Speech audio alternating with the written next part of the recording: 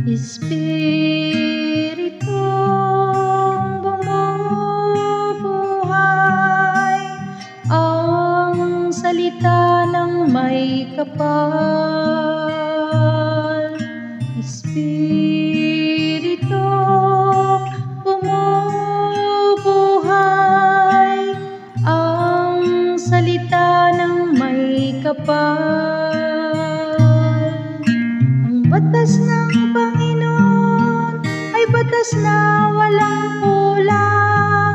Ito'y utos na ang dulot sa tao ay bagong buhay.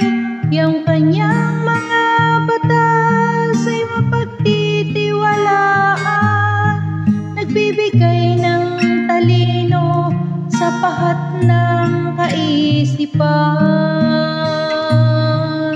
Espiritong bumubuhay, ang salita ng may kapal.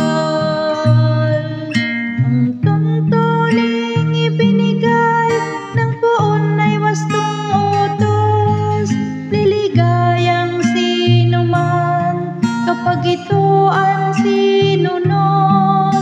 Ito'y wagas at matuwid, pagkat mula ito sa Diyos.